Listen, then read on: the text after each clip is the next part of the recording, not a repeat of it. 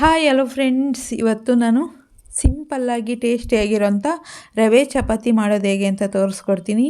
ಈಸಿಯಾಗಿ ಟೇಸ್ಟಿಯಾಗಿ ಮನೆಯಲ್ಲೇ ಮಾಡ್ಕೊಳ್ಬಹುದು. ಮಾಡೋದಕ್ಕಿಂತ ಮುಂಚೆ ಇನ್ನೂ ನನ್ನ ಚಾನಲ್ನ ಸಬ್ಸ್ಕ್ರೈಬ್ ಮಾಡ್ಕೊಳ್ಳದೆ ಹಾಗೆ ನೋಡ್ತಾ ಇದ್ದರೆ ಪ್ಲೀಸ್ ನನ್ನ ಚಾನಲ್ನ ಸಬ್ಸ್ಕ್ರೈಬ್ ಮಾಡ್ಕೊಳ್ಳಿ. ಹೊಸ ವಿಡಿಯೋಕ್ಕೋಸ್ಕರ ಬೆಲ್ ಐಕನ್ನು ಕ್ಲಿಕ್ ಮಾಡಿ. ಬನ್ನಿ ಈಗ ಮಾಡೋದು ಹೇಗೆ ಅಂತ ನೋಡೋಣ. ನಾನಿಲ್ಲಿ ಪಾತ್ರೆನ ತೊಗೊಂಡಿದ್ದೀನಿ. ಅದಕ್ಕೆ 1 ಬಟ್ಲಿನಷ್ಟು ಚಿರೋಟಿ ರವೆನ ಸೇರಿಸ್ಕೊಳ್ತಾ ಇದ್ದೀನಿ. ನಾನು ಯಾವ ಬಟ್ಲಲ್ಲಿ ಚಿರೋಟಿ ರವೆನ ತೊಗೊಂಡಿದ್ದೀನೋ ಅದೇ ಬಟ್ಲಲ್ಲಿ ನಾನು 1 ಬಟ್ಲು ನೀರನ್ನ ಸೇರಿಸ್ಕೊಂಡು ಸ್ಪೂನಲ್ಲಿ ಮಿಕ್ಸ್ ಮಾಡ್ಕೊಳ್ತಾ ಇದ್ದೀನಿ. ಮಿಕ್ಸ್ ಮಾಡ್ಕೊಂಡಿದ್ದಾದಮೇಲೆ ಒಂದು 5 ನಿಮಿಷ ಇದನ್ನು ಚೆನ್ನಾಗಿ ನೆನೆಯೋದಕ್ಕೆ ಬಿಡಬೇಕು. ಅದು ಚೆನ್ನಾಗಿ ನೆಂದ ಮೇಲೆ ಅದೇ ಬಟ್ಲಲ್ಲಿ 1 ಬಟ್ಲು ನಾನು ಗೋಧಿ ಹಿಟ್ಟನ್ನ ಸೇರಿಸ್ಕೊಳ್ತಾ ಇದ್ದೀನಿ. ಒಂದು ಅರ್ಧ ಸ್ಪೂನಷ್ಟು ಚಿಲ್ಲಿ ಫ್ಲೇಕ್ಸ್ನ ಸೇರಿಸ್ಕೊಳ್ತಾ ಇದ್ದೀನಿ.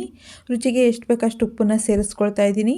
ಒಂದು ಅರ್ಧ ಸ್ಪೂನ್ ಅಜ್ವಾನನ ತಿಕ್ಕಿಬಿಟ್ಟು ಸೇರಿಸ್ಕೊಳ್ತಾ ಇದ್ದೀನಿ. ತಿಕ್ಕಿ ಸೇರಿಸೋದ್ರಿಂದ ಘಮ ಚೆನ್ನಾಗಿರುತ್ತೆ. ಅದಕ್ಕೋಸ್ಕರ 1/4 ಸ್ಪೂನಷ್ಟು ಗರಂ ಮಸಾಲ, ಒಂದು ಸ್ವಲ್ಪ ಕೊತ್ತಂಬರಿ ಸೊಪ್ಪನ್ನ ಸೇರಿಸ್ಕೊಂಡು ಕಲಿಸ್ಕೊಳ್ಳೋಣ.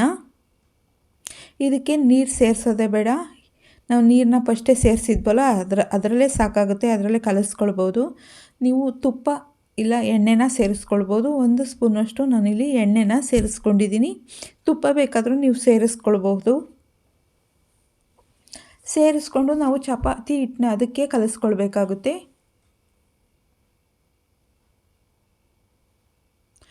ಅಜ್ವಾನ ಇದನ್ನೆಲ್ಲ ಹಾಕಿರೋದ್ರಿಂದ ಟೇಸ್ಟ್ ತುಂಬಾ ಚೆನ್ನಾಗಿರುತ್ತೆ. ಮಧ್ಯದಲ್ಲಿ ತಿನ್ಬೇಕಾದ್ರೆ ಸಿಕ್ಕಿದ್ರೆ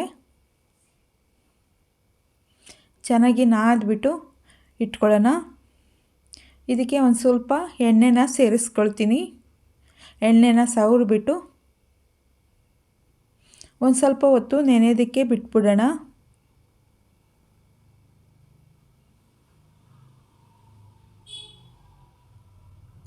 ಇದಕ್ಕೆ ಮುಚ್ಚಿಬಿಟ್ಟು ಒಂದು 5 ನಿಮಿಷ ನೆನೆಯೋಕ್ಕೆ ಬಿಟ್ಬಿಡೋಣ. ಒಂದು 5 ನಿಮಿಷ ಆದಮೇಲೆ ನಾನು ಹಿಟ್ಟು ಚೆನ್ನಾಗಿ ನೆಂದಿದೆ. ಈಗ ಉಂಡೆಗಳನ್ನ ಮಾಡ್ಕೊಳ್ತಾ ಇದ್ದೀನಿ.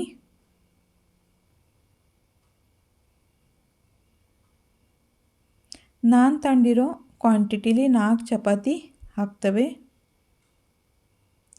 ಇದನ್ನು ರೊಟ್ಟಿ ಮಣೆ ಮೇಲೆ ಹರ್ಕೊಂಬಿಡೋಣ.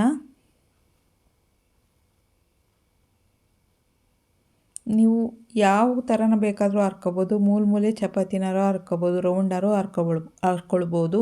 ನಾನಿಲ್ಲಿ ರೌಂಡ್ ಚಪಾತಿನ ಹರ್ಕೊಂಡಿದ್ದೀನಿ. ಈಗ ಎಲ್ಲದನ್ನು ಅರ್ದು ರೆಡಿ ಮಾಡಿ ಇಟ್ಕೊಂಡಿದ್ದೀನಿ. ಈಗ ಗ್ಯಾಸ್ ಮೇಲೆ ಹೆಂಚು ಕಾಯಕ್ಕೆ ಇಟ್ಟಿದ್ದೆ. ಹೆಂಚು ಚೆನ್ನಾಗಿ ಕಾದ್ಮೇಲೆ ನಾನು ರವೆ ಚಪಾತಿನ ಸೇರಿಸ್ಕೊಂಡು ಅದ್ರ ಮೇಲೆ ಒಂದು ಸ್ವಲ್ಪ ಎಣ್ಣೆನ ಸೇರಿಸ್ಕೊಳ್ತೀನಿ. ಈಗ ಸ್ಪೂನಲ್ಲಿ ಎಣ್ಣೆ ಎಲ್ಲ ಈ ರೀತಿ ಸ್ಪ್ರೆಡ್ ಮಾಡ್ಕೊಳ್ಬೇಕಾಗುತ್ತೆ. 2 ಸೈಡು ಎಣ್ಣೆ ಸೇರಿಸಿ ಚೆನ್ನಾಗಿ ಬೇಯಿಸ್ಕೊಳ್ಳೋಣ. ನಿಮಗೆ ಎಣ್ಣೆ ಇಷ್ಟ ಇಲ್ಲ ಅನ್ನೋರು ಹಾಗೆ ಬೇಕಾದರೂ ಮಾಡ್ಕೊಳ್ಬಹುದು. ಇದನ್ನು 2 ಸೈಡು ಚೆನ್ನಾಗಿ ಬೇಯಿಸ್ಕೊಳ್ಳೋಣ. ಈಗ ಬೆಂದು ರೆಡಿಯಾಗಿದೆ. ತಟ್ಟೆಗೆ ಎತ್ತಿಟ್ಕೊಳ್ತಾ ಇದ್ದೀನಿ. ಇದೇ ರೀತಿ ಎಲ್ಲ ಚಪಾತಿಗಳ್ನೂ ಬೇಯಿಸ್ಕೊಳ್ಳೋಣ. ಇದೇ ರೀತಿ ನಾನು ಇನ್ನೊಂದು ಚಪಾತಿನ ಬೇಯಿಸಿ ನಿಮಗೆ ತೋರಿಸ್ತಾ ಇದ್ದೀನಿ. ಇದನ್ನು 2 ಸೈಡು ಚೆನ್ನಾಗಿ ಬೇಯಿಸ್ಕೊಂಬಿಡೋಣ.